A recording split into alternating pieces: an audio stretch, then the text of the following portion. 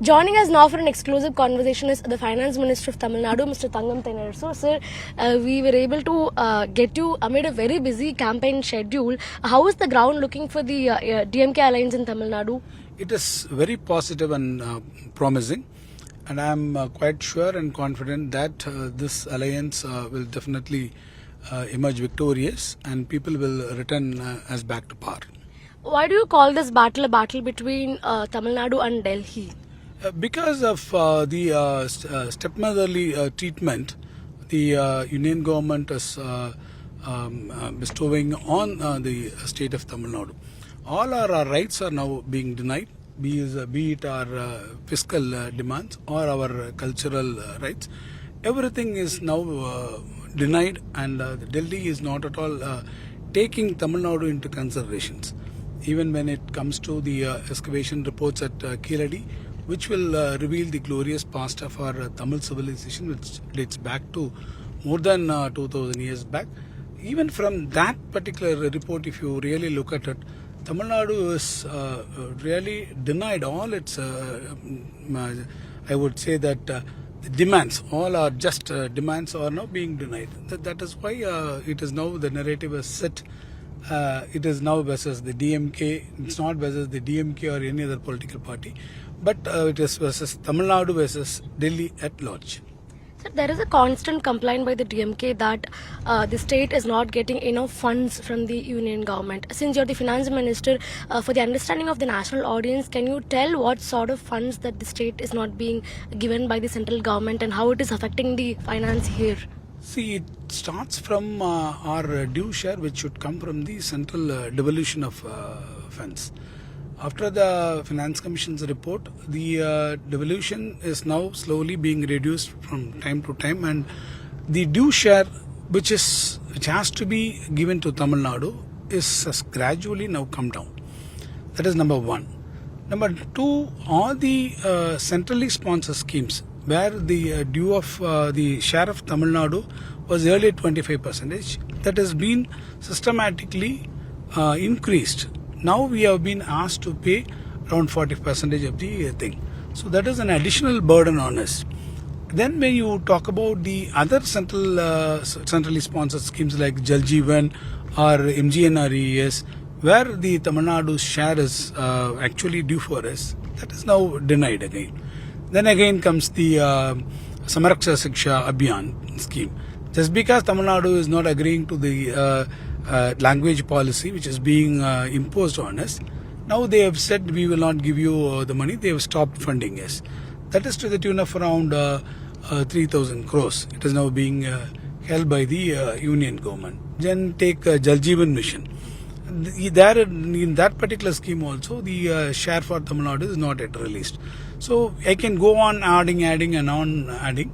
But these are all few examples where I can definitely say that the central government has not released the due share for Tamil Nadu.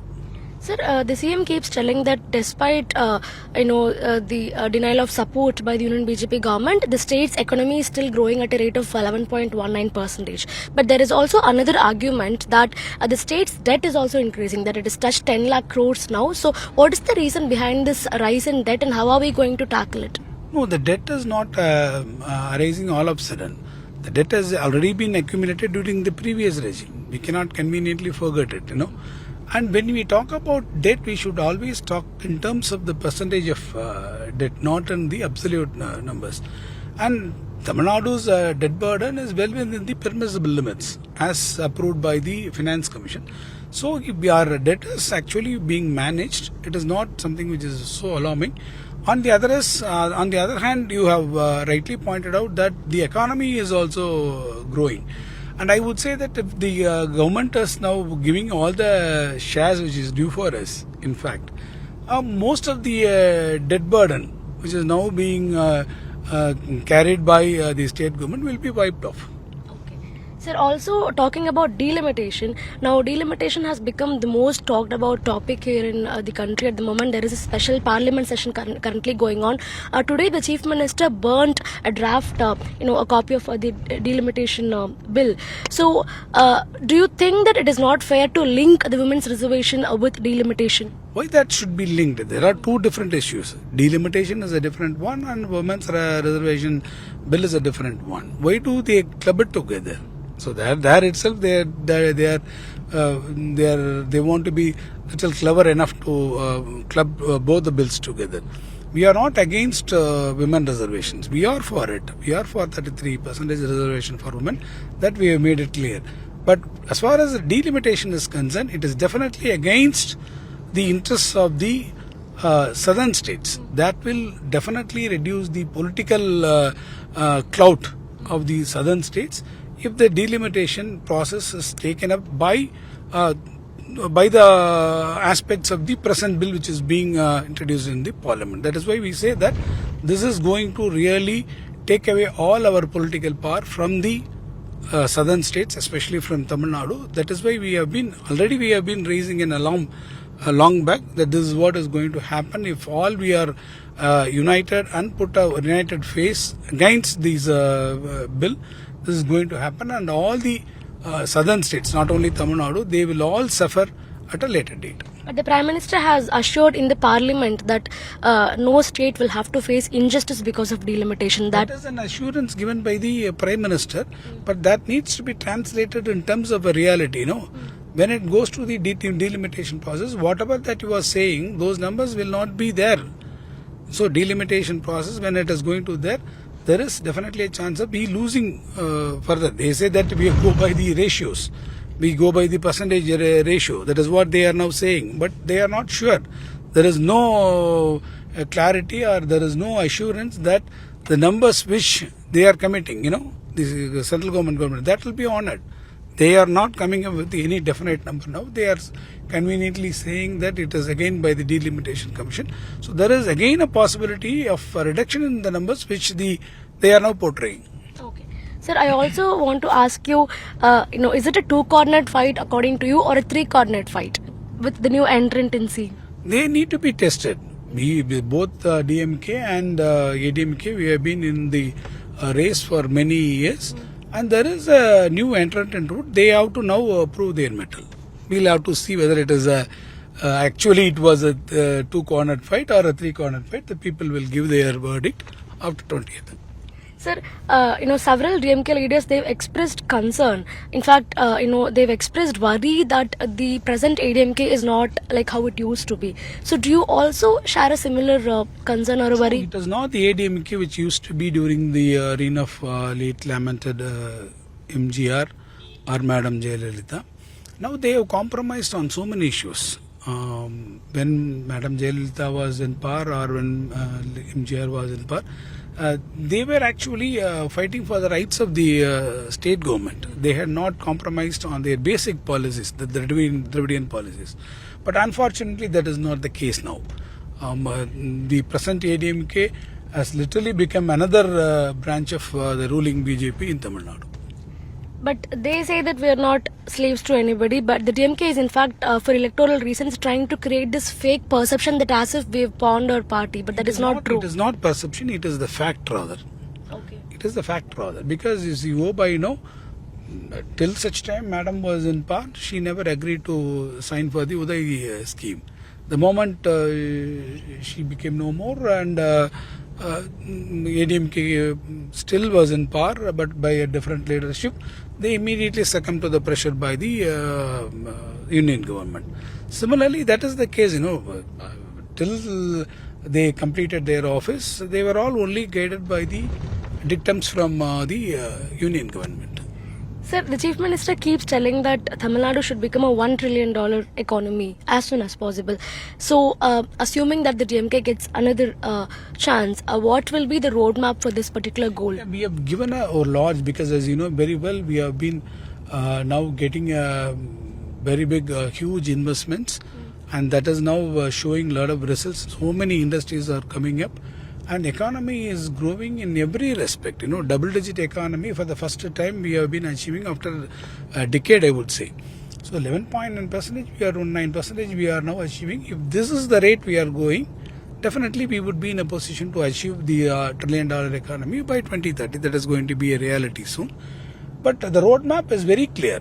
We are now interested in bringing up the infrastructural facilities for metro rails, or for the announcements for the airports, or the new townships, or the boost that we have given for all the primary sector as well as for the secondary sector, the tertiary sectors. So both services and manufacturing, they get their due attention. The investments part of it, as you know very well, Tamil Nadu has been leading in the country, getting huge investments from other thing. Our investments in electronics, our exports in electronics is number one in the country. So if you take everything into consideration, I am only sure that this $1 trillion economy by 2030 is quite possible. Even people, some other people, they are also now making announcement. They would go by it, $1.5 trillion. But 2030, because we have got definite figures. We have achieved 11.19 now. So if we grow by this rate, and definitely there is definite possibility of we achieving what we have told. Talking about metros and airports, permission approval, I must say, has not been given for the Madurai Metro and the Coimbatore Metro, and the Hosur Airport plan has also not solidified. So, do you think these will have an impact on the state's, investments that might potentially come in?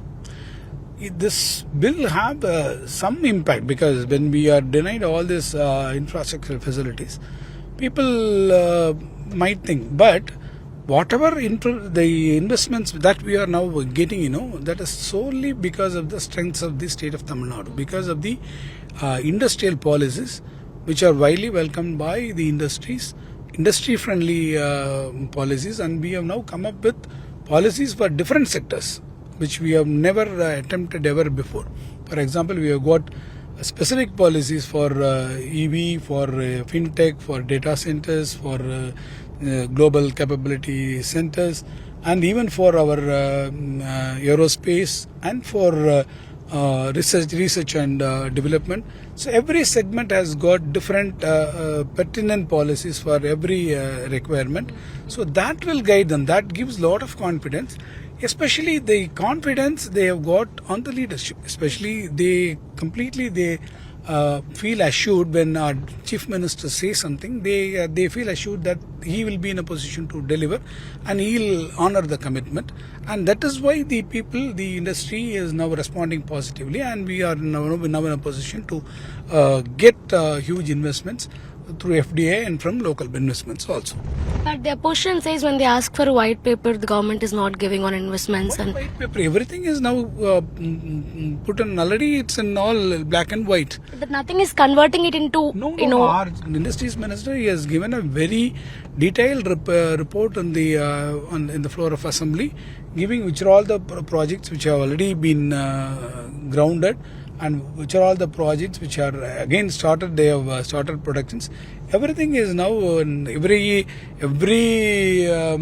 time the cabinet approves it, we will call for the press meeting. We have a press briefing. We will let the press and the public know that these are all the investments we have got. And Chief Minister goes everywhere. Now the development is across the state. If you could see, the industrial development is happening across the state. That is the main achievement of this government. So, final question, sir. There are allegations of corruption and law and order, especially about women's safety. So, do you think all this will be a worry for the DMK in the upcoming assembly elections? Because the opposition parties, they keep on talking about this. So, do you think this will have an impact on the voter mindset? These are all baseless allegations. They want to now put a very wrong narrative, saying that the Tamil Nadu is not safe and all. But Tamil Nadu is a safe haven for everyone. For everyone, I would say, that women, children in the social front, or for any investors who are now coming over here. It is the safe haven for everyone. The law and order is maintained fantastically well. So there is no need to fear about anything. And that is why huge investments are coming, only when the law and order and the other environment is safe for everyone, we would be in a position to get investments, or from the social parties will be in a position to really appreciate our thing. So that has been happening. These are all very baseless allegations. They are politically motivated. Thank you, sir. Thank you for talking to us. Thank That is Mr. Thangam Thenarasu speaking to Times Now, and he is calling the allegations of the opposition parties as baseless and politically motivated. And he also goes on to say that by 2030, in case if the DMK comes back to power again, the goal of achieving $1 trillion economy will soon become a reality, is what he has to say. And he's also pointing out to the fact that Tamil Nadu has become a state with a 2-digit economic growth, that is at 11.19% after many years. And if the DMK comes back to power, only then this will continue, is what he has to say. Let's wait and see how the other parties respond to these statements. But for the time being, Dharni with Jay Prakash for Times Network from Virudhunagar.